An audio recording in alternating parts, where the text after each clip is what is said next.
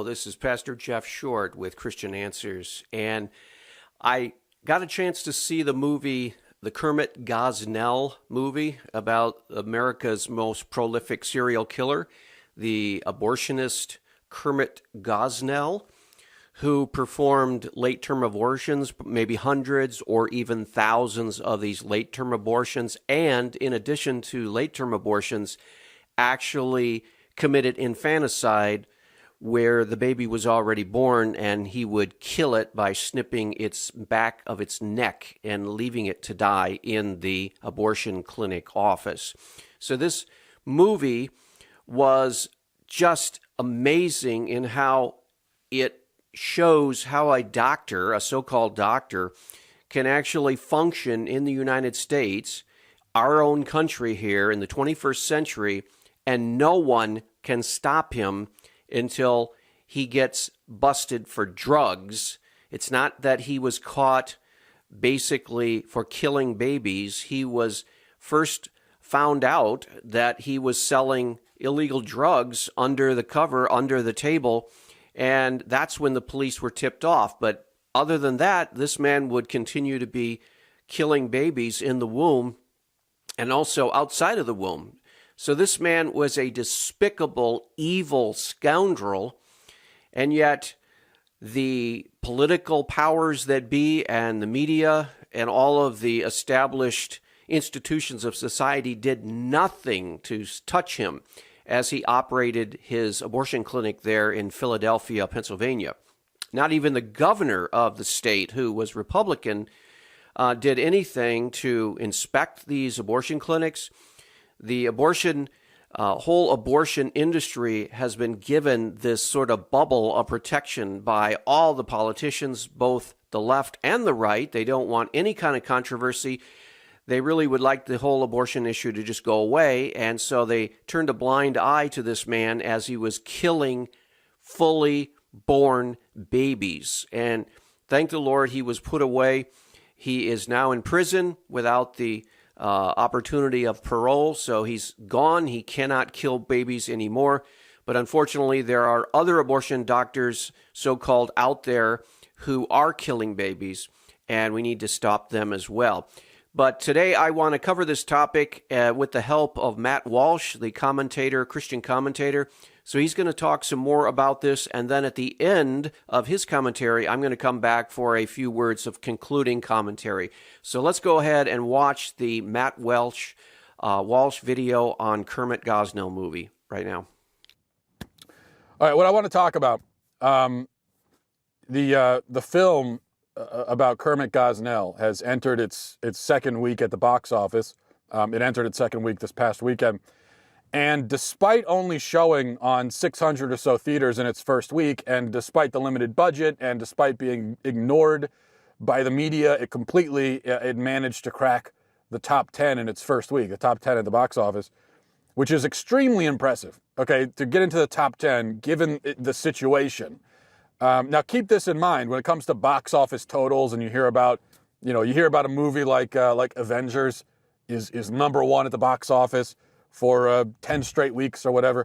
Well, keep in mind that movies like The Avengers, they open on 4,000 screens, and they have hundreds of millions of dollars of marketing and merchandise. I mean, you can't avoid them. For 6 months leading up to the movie coming out, the movie's everywhere. Everywhere you go, you see it. You see previews of commercials and merchandise, and then it's on every single screen across the universe. And so a movie like that, it has to be number one. It's got to be number one for 2 months. If it's not, then it's a massive failure, because the movie studios pay a lot of money to manufacture interest and to get the movies out there. And so that's why, in my mind, there's nothing particularly impressive about a massively hyped, massively expensive movie showing on 4,000 screens with 15 showings apiece, ending up number one at the box office. But that's why I'm never, every time there's a new Marvel movie or Star Wars and everyone's like, oh, it's the number one movie in history again. Well, of course. Number one, movie tickets now cost $87 as opposed to in the 90s when they were $5. And the movie studio is paying millions of dollars to brainwash us into seeing the freaking thing. So of course it's number one. That's not impressive. But a movie like Gosnell, with no press, very little marketing, on a few screens and a small budget, well, cracking $1 million and the top 10 in that case is huge. Yet, as the Daily Wire reported this weekend, the film was dropped. Again, only its second week, it was dropped from almost 200 screens of the only 600 it was showing on in its second week. This is a top 10 movie that was dropped in its second week and dropped from theaters with 20 or 30 screens where it was in the top 10 among all those films. And many of those theaters dropped it after 1 week, which is unprecedented, it's unheard of. Despite what anyone might want to say to try to come up with a rationale, this is unheard of. This doesn't happen. Even if a movie performs really poorly in its first week, it's pretty rare for it to be dropped after 1 week. Usually at least gets one other week. But to be a top 10 movie and then get dropped after 7 days in the theater, it's just it's ridiculous. Let me read a little bit of the story from the Daily Wire. It says, according to John Sullivan, the film's marketing director, who also served as a producer, the drop cannot be written off as a mere coincidence or, quote, business as usual. He told the Daily Wire, I can tell you from my experience, in 15 years of releasing movies independently, we're in uncharted territories. It is an impacted fall, no doubt about it, but the fact that we've been dropped from theaters where the movie is the number 6 or number 9 movie is just something you don't see. It's hard not to believe it isn't about the content of the movie. We have theaters that are dropping the movie that are top theaters that are performing very well. We've been the number 6 in a 15-plex theater, and it gets dropped this week. We've been number 9 in a 30-plex, and we're getting dropped this week. So it's the number 9 movie out of 30, and they drop it. There are about 15 theaters like that where typically you would not get dropped. He says, I do recognize it's a crowded marketplace because Halloween is going to be a huge opening, but it's very odd to me that you're within the top 10 and you're getting dropped out of a movie house. The filmmakers have also received varying reports of theaters actively preventing customers from buying a ticket by not advertising the film or declaring it sold out before capacity is reached. While some of those situations may be the result of human error, Sullivan says the apparent blackballing is too consistent to be ignored. And then he goes on to talk about how it's unprecedented. In a public statement on Facebook, the film's producer said he had received worrying reports from across the country regarding customers' inability to buy tickets. And then he talks about some stories of people that, even in the theaters where it's being shown, they're being prevented or it's being made difficult to buy tickets to the movie. Now, one of the ways that this isn't all a coincidence is because this is just totally in keeping with how the Gosnell story has been treated, and how the Gosnell movie has been treated, and the actual event itself before then. But speaking of staying on the movie for just a minute, we should also mention that hardly any media outlets even bothered to review the movie. Rotten Tomatoes, which is a site that compiles movie reviews, so you could go and see, get kind of an aggregated percentage score on how good the movie is, even though the percentages are oftentimes very misleading. But it could only find 10 reviews for Gosnell across the entire internet. It could find 10 reviews. By comparison, the Halloween movie, which came out this weekend, has over 200 reviews. So that's 200 reviews to 10. Now, obviously, Gosnell isn't as big as a movie as Halloween, despite being scarier and having a more evil villain, but and a more prolific killer also at the core of the movie. But still, that disparity is ridiculous. Only 10 reviews, whereas, a movie will typically get 100, 150, 200 or more. That is not a coincidence. As the marketing director of the film pointed out, this is not a coincidence. There's an active decision being made to ignore this movie, to blackball this movie, to censor this movie. Now, can it be justified on any kind of practical level? No, as I said, the movie has been a success in spite of all this, obviously showing that there's intense interest in the movie. The average movie, if it's only playing on 600 theaters, and it's not getting any press, and there's hardly any marketing. The average movie like that is just, it's going to make a few $1,000s, and then it's going to be gone. But as I said, to pull in $1 million, get into the top 10, that shows that there is enormous interest in the movie. So you can't justify it on that. You can't say, well, of course it's being ignored. It's just it's a movie nobody cares about. People do care about it. And then the story. You can't say, well, the story doesn't matter. I mean, it's an irrelevant story. No, the story is very dramatic, very relevant, very current.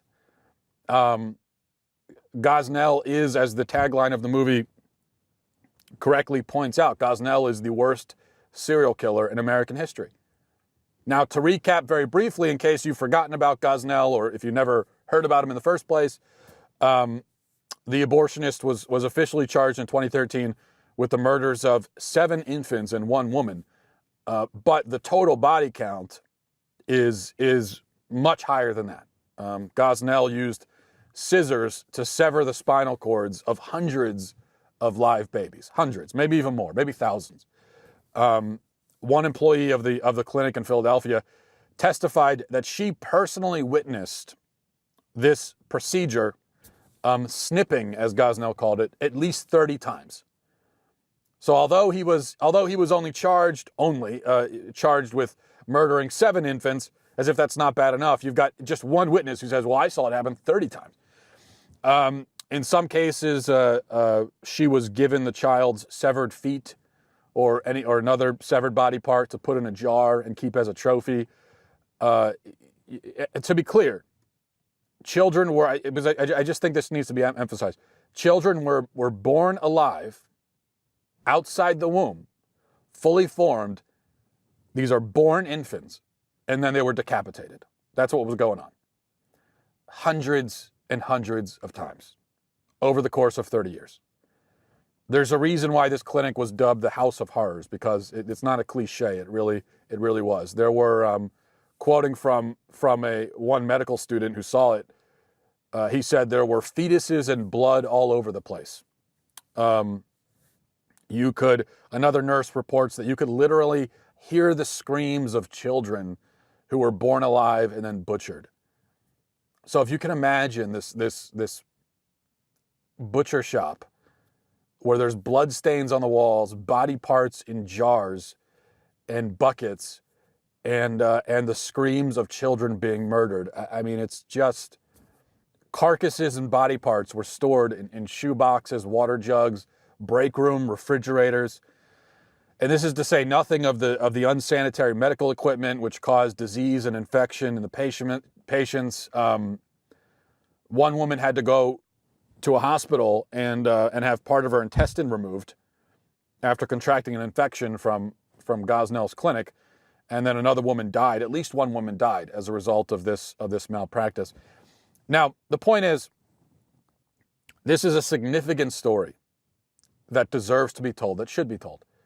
It's the kind of story that if it were happening in any other profession, any other alleged medical field, there would have been 5 movies and 2 TV specials about it already.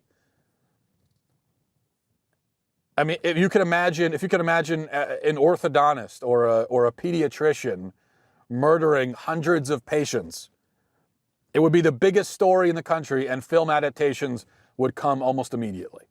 That's the way it would be treated. But this, because it's an abortionist, has always been treated as a non-story. One Washington Post reporter infamously said that Gosnell's systematic slaughter of infants over the course of 30 years is just a local crime story. That's how she, when asked to justify her paper's decision to ignore the story, she said, well, it's just a local crime story.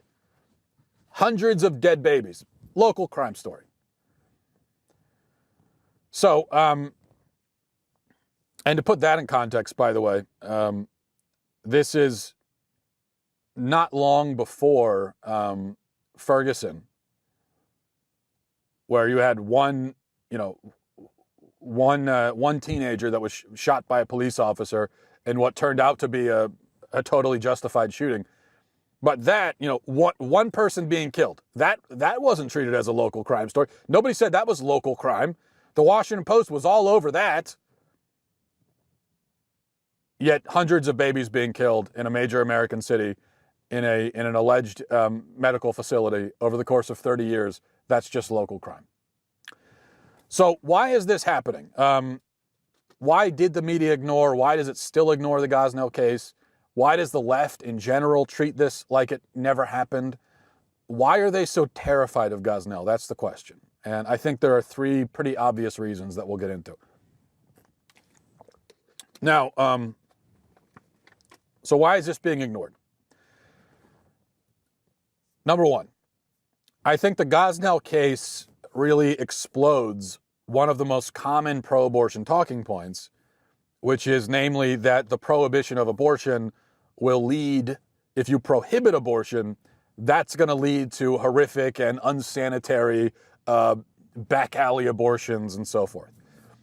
Now, that's what we're told. We're told you can't get rid of abortion because then it's going to be a horror show where there's women, getting abortions in these unsanitary conditions, unsafe conditions, as if it's possible to safely, as if it's ever possible to have a safe abortion, which of course it isn't by definition, because by definition, in every successful abortion that's ever been performed, at least one human being has been killed. So there's no such thing as a safe abortion. But those kinds of abortions that the pro-abort people worry about, those kinds of abortions happened at Gosnell's clinic for 30 years, even though abortion is legal. And I think a person who takes note of that fact, who says, well, hold on, this is exactly the kind of abortion that I thought we were preventing by having abortion legal.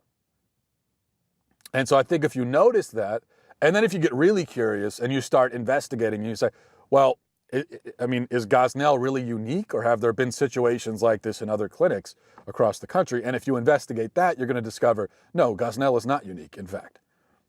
Now, he might be on the more severe end of the spectrum, but in terms of unsanitary, unclean, just horrifically disgusting environments at abortion clinics, you find that across the country. That is not unusual. As well as, by the way, babies being killed after being born alive. That is also not unusual. So a person who takes note of that fact may begin to understand that abortion is a fundamentally dirty, unsafe, violent, gruesome thing. And you can't change that fact by making it legal. So that's one reason why the case is ignored. Number two, on a political level, it is impossible to report on this story without implicating the Democrat Party. Philadelphia is a city run by Democrats. And it was in that Democrat-run city that a serial killer was able to operate his enterprise for 30 years without interference. I mean, all you needed to do was walk inside the building to see that something was terribly wrong. From all the reports that we've heard, all the witnesses, all the people that worked there, all you had to do was walk inside, and you could see that something was very wrong. And if you actually walked past the lobby into back where these things were happening, you would see dead humans in buckets and in jars, and you would see all this stuff. Yet somehow city and state officials didn't notice for 30 years.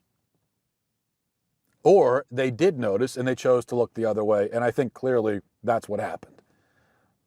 Because either this clinic was completely unregulated. Nobody checked on it. It's allegedly a medical clinic. No regulation, no checking on it, nothing. No oversight, zero for 30 years. Or there was some oversight, there was some regulation, and those people chose to look the other way and so actually participated in a cover-up.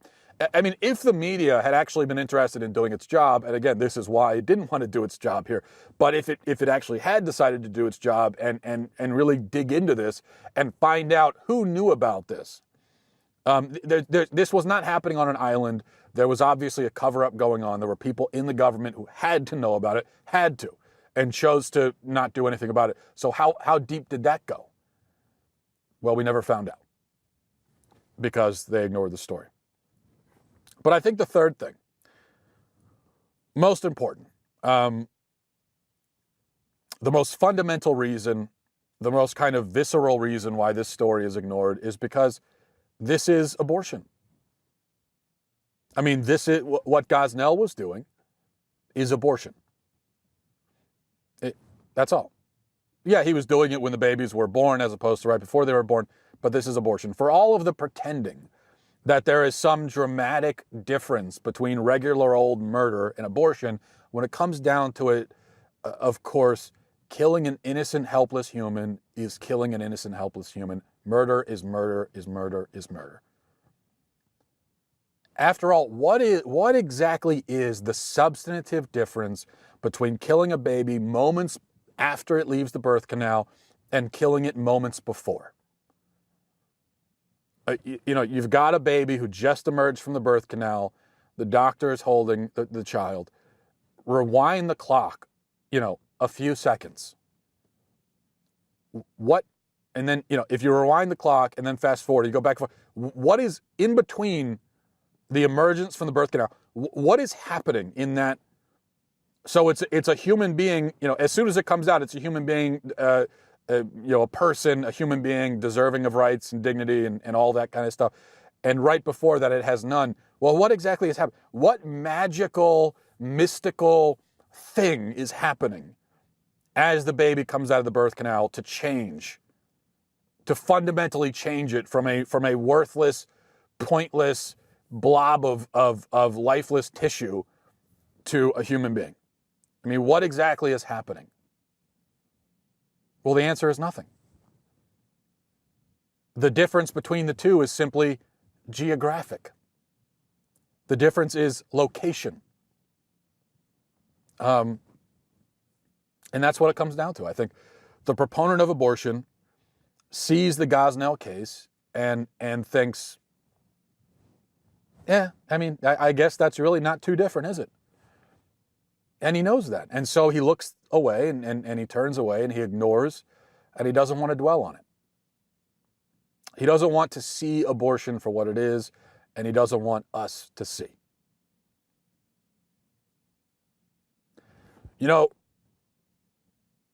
I'm very glad that Kermit Gosnell is in prison for the rest of his life. That's what he deserves. He probably deserves something even worse than that. He certainly deserves something even worse than that, I should say. But at the same time,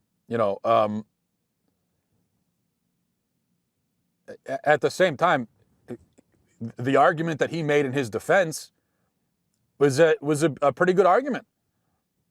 His argument was, well, I was just performing abortions, which are legal. I'm no different from any other abortionist. And you know something? He's right. And that's really why the left doesn't want us talking about Gosnell, because they know that he's right. That he's really no different from any other. You go to any average Planned Parenthood, you go to any abortion clinic, and the abortionists there, they're no different from Gosnell. Yeah, Gosnell was more unorthodox in his approach. He didn't care as much about hygiene and being sanitary. But when it comes down to it, they're both killing babies for a living. And they both know that that's what they're doing. And I think that's why Gosnell didn't care. For him, he wasn't, the baby comes out, he kills the baby. It didn't matter to him. He'd already signed on to killing babies. He does it every day. That's why he did it every day for 30 years. Made no difference. He knows that there's no difference. And let me tell you something. Every abortionist knows it. Because these people, although they are not legitimate doctors at all, they're the opposite. They're literally the opposite of doctors. Doctors take the Hippocratic Oath, do no harm, and all they do is harm. That's their whole life. That's what they've dedicated their life to harming children. But they do have medical training, and they do have scientific medical knowledge. And so they absolutely know that what Gosnell did is no different from what they do. It is exactly the same. Which is why every abortionist should be locked in a prison cell. And that's simply an observation and a conversation that pro-abortion people don't want to have. And so they just ignore it. It's, there's nothing. That's the incredible thing with Gosnell this whole time. It's not like the left ever came up with some narrative to explain away Gosnell. It's not like they just ignored it. They knew, and they know now, there's nothing they can say in defense. They know that this case is bad for them and for their whole worldview, their whole philosophy, their ideology, everything. They know it's terrible for them. And so they just say nothing about. These are the people that say everything, that have something to say about everything. On this case, they just say nothing. That's how terrified they are of it. And that's why you should go out and support the movie if you haven't yet. Well, as you can see, that Matt Walsh is definitely right on as far as his understanding of how this abortionist, this murderer of babies, of infanticide, was able to continue to operate in the United States. We look at our country, we say we live in a civilized day and age. We are not like the barbarians used to be, where they would slaughter people. We're not like Genghis Khan.